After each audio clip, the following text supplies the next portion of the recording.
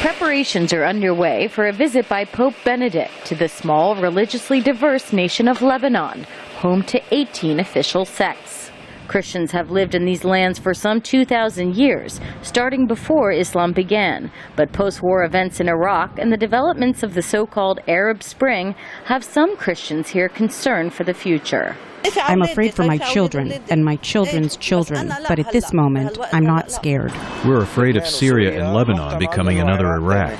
Iraqi Christians suffered during sectarian violence after the fall of longtime dictator Saddam Hussein, and many fled the country. Paul Salem is the director of the Carnegie Middle East Center. The situation of the Christians in the Middle East was more stable, more secure, at least on the surface. Certainly the Arab world still, lived under dictatorships and authoritarian governments, and people complained about that.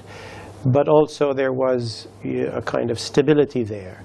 Archbishop Issam Darwish of Zahle, a Christian stronghold in Lebanon, hopes the Pope can ease some of those tensions with his message of peace.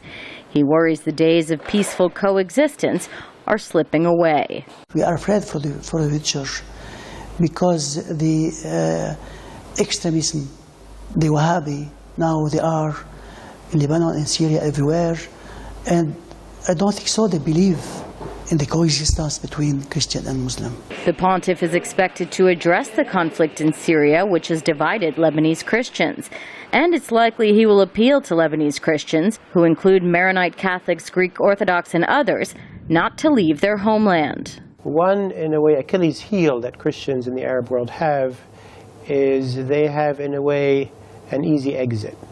It's easier for them simply to move, to emigrate, to go to the West, to get a visa, and so on. Pope Benedict will also use his Lebanon trip as an example of religious tolerance by meeting with heads of Muslim communities, most of which are welcoming his visit. Paige Kollock for VOA News, Beirut, Lebanon.